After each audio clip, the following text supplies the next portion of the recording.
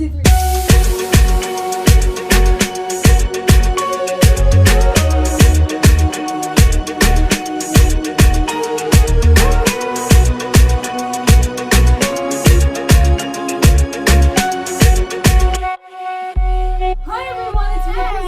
It's me, Bridget. Hey, Bridget. So I don't know if you remember her from like previous way back when on my summer bucket list.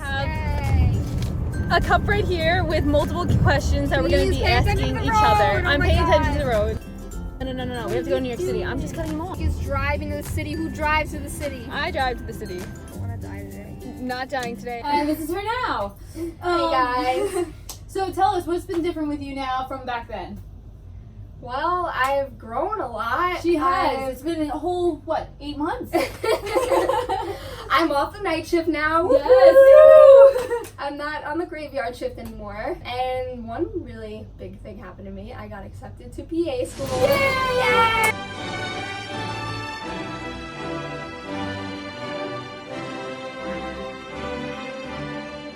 I am really excited because I originally didn't get accepted. I was waitlisted. So I was getting my stuff together. I was working extra hours, extra patient care hours. I was volunteering, doing more classes, doing everything I could to apply again.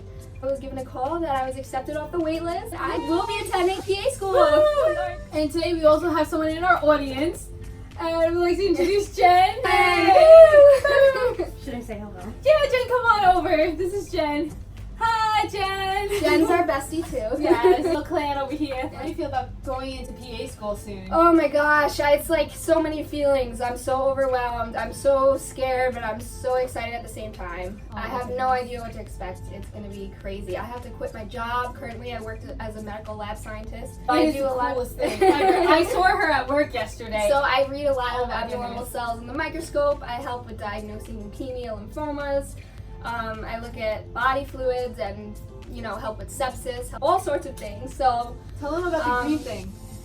So I found something called green granules of death, and it's in a white blood cell called a neutrophil. Basically means that if you see these greenish blue granules in the cell, that there's about a 70% chance or higher that the patient's going to be dying within the next day. And so I'm proud of my work and I'm happy with what I do, but it's not enough for me, and I'm going to have to be leaving in about a month. So tell us about Steven.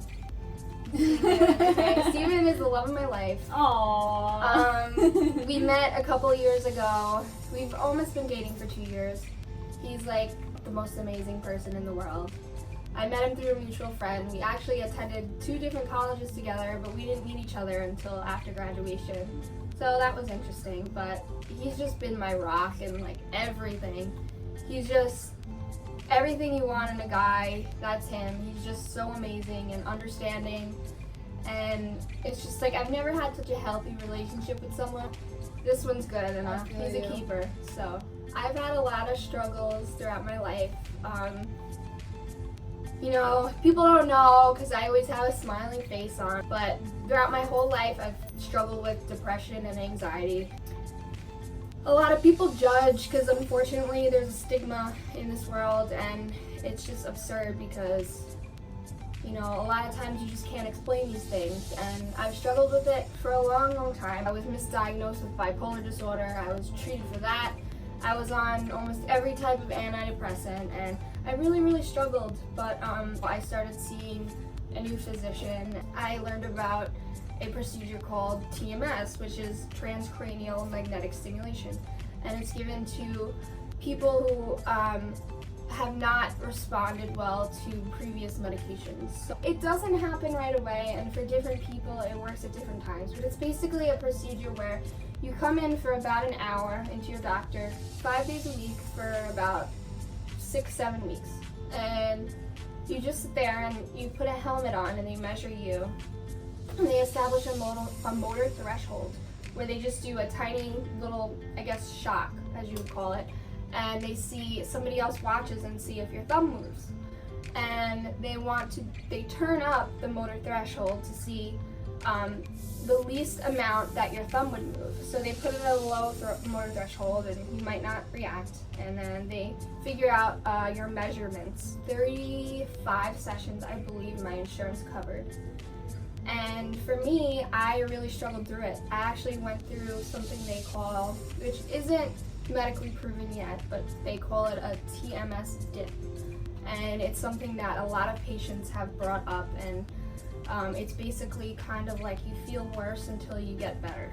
And I went through that, and it lasted like a week, and I could not get out of bed. I came to my doctor's office crying, and it was really, really difficult. But then, you know, I kind of went back to where I was unhappy, but I was kind of bearable. And then all of a sudden, after my procedure, it wasn't until after, I started to feel better. I would be in my car and I was just looking at the scene when I was driving, just whatever was around me, and I just felt happy. And it was just so strange because I wasn't used to that. Like, I just viewed the world differently.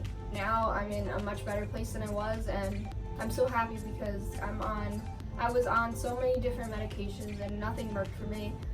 But I really believe in this, and I believe in raising mental health awareness, and I believe that there should not be a stigma because, you know, no matter what anyone goes through, like, nobody knows, and you can't judge a book by its cover. So yeah, TMS was a great thing for me, and I hope to start maintenance sessions in the future. So if you would give advice to anyone who's watching about if they were not to go through TMS, how would they deal with depression? Well, you know, everything depends on the person. What I would tell someone is just keep fighting. There's always going to be something else. There's so much research that's going into treatment-resistant depression, which is what they call people that don't really respond to medications. Now they're even doing ketamine, which is possibly something I will be starting in the future as well. 80% of treatment-resistant people that have already not responded to everything else actually get a good response with ketamine. So it's actually really, really good. It's something usually inpatient is done through an IV, but now outpatient they're doing mostly nasal sprays.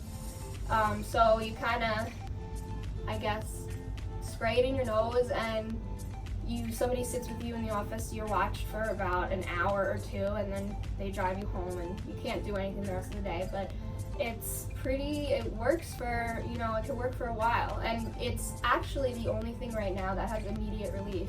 Because with antidepressants and other medications, they take a long, long time to work. If they do work, they can take up to 4 to 6 weeks to even feel something.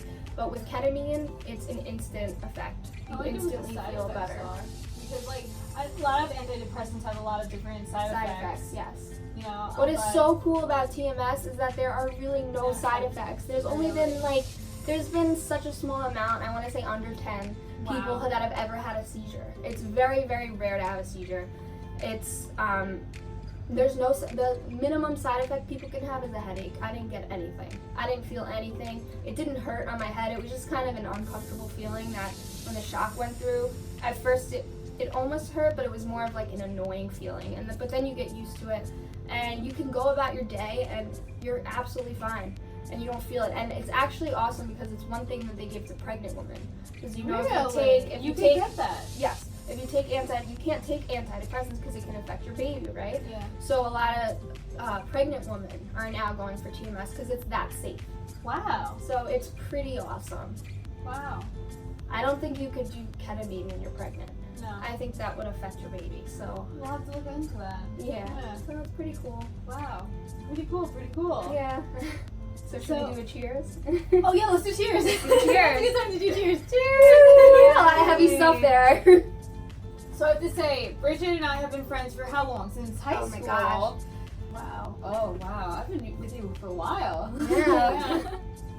I want to end this with a big cheers to my bestest friend in the entire world. And thank you so much for tolerating me for 8 years. This has been quite the journey. Thank you for having me on the show. Oh, of course. Anytime you're invited. I don't have to bring Steven back with you now. I will. I'm going to bring Steven. He'll be in a future episode. Okay. Yay! All right. Bye, everybody. Bye.